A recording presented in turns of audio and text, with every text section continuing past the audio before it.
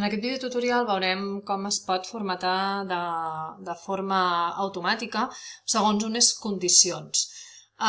L'ideal per poder treballar amb això és tenir alguns estils ja creats d'antemano, perquè si no, els podem crear des del mateix. Si no els tenim creats abans, es poden crear després. Per exemple, jo aquí en tinc, ara el canviarem aquest, i li aplicarem per defecte.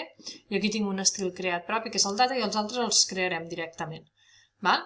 El que faré és crear una formatació perquè les despeses menors de 25 euros es marquin de color verd, les que estiguin entre 25 i 50 es marquin de color groc i les majors de 50 es marquin de color vermell.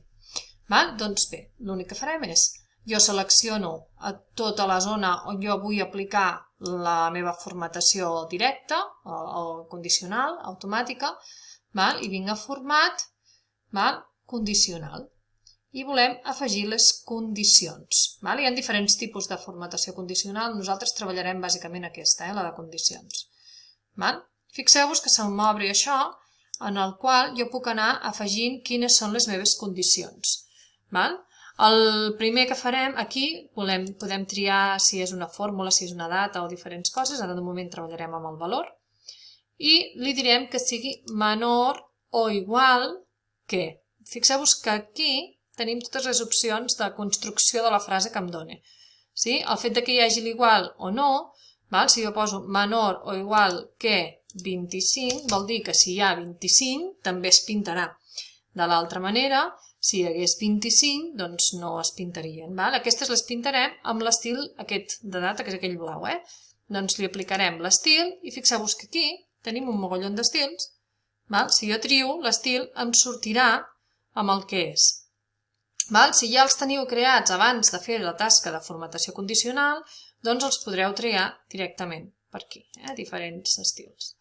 En tenim prou amb una condició? No, perquè hem dit que els que estan entre 25 i 50 els pintarem d'un altre color. Doncs ara triarem afegir una altra condició, no farem d'acord fins que acabem. Farem afegim una altra condició, aquesta queda una miqueta amagada, veieu aquí, i ens obre la condició 2. I en la condició 2 li direm que estigui entre 25 i 50.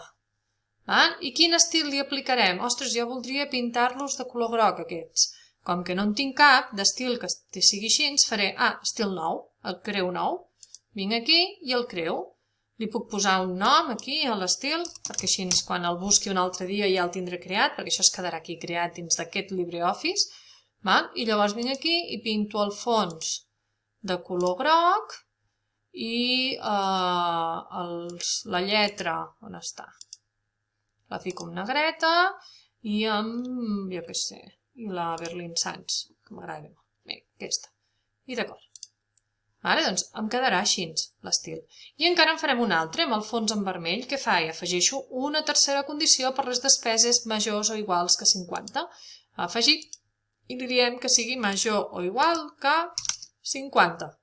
I quin triarem? Doncs el mateix, com que no en tinc cap que coincideixi amb el que jo volia, vinc aquí a l'estil nou i el trio. Si ja l'hagués tingut fet d'abans, doncs perfecte, fico el nom, que no és obligatori, si no es dirà estil 1, estil 2, estil 3. Però així després els trobarem. Farem un color vermell. Aquest no m'agrada. Aquest. I li ficarem negreta també. I d'acord. Perfecte. Ara ja tinc totes les condicions. Doncs si jo faig d'acord, fixeu-vos aquí està l'interval de cel·les en el qual he seleccionat prèviament. Si jo faig d'acord, fixeu-vos que ja se m'han pintat totes les cel·les. Què passa ara? Si dic, ui, aquest vermell no m'agrada gens, l'hauria d'haver ficat una mica més fluixet. Com que jo l'estil ja el tinc creat, perquè l'he creat en el moment d'haver de fer la formatació condicional, el vermell el tinc per aquí, jo el puc modificar. Puc venir aquí, modificar-lo, i com que si el fico en un altre fons, un vermellet més claret, perquè m'agrada més, fixeu-vos que automàticament es canvien tots. I ara què passa si jo aquesta quantitat d'aquí la canvio i en comptes de 35 eren 55? Doncs si jo ara escric aquí 55, fixeu-vos que se'm pinta de vermell. O si aquí en algun lloc escric un altre import, doncs fixeu-vos que em canvia. De fet, veieu que he de tenir algun problemilla aquí amb l'estil aquest de data. Per què? Doncs perquè era un estil de data i se m'ha ficat format de data. Per tant, hauria de canviar-lo, venir aquí i modificar-lo. Però bé, això és perquè hem reutilitzat un estil. Vindria aquí i li diria que és un número. I ja el tindria, molt blau. Sí? Doncs d'aquesta manera podem crear de forma bàsica els formats condicionals. Si jo m'hagués equivocat amb les condicions, hagués detectat que alguna cosa no em funciona, el que he de fer és venir aquí a formatar-lo.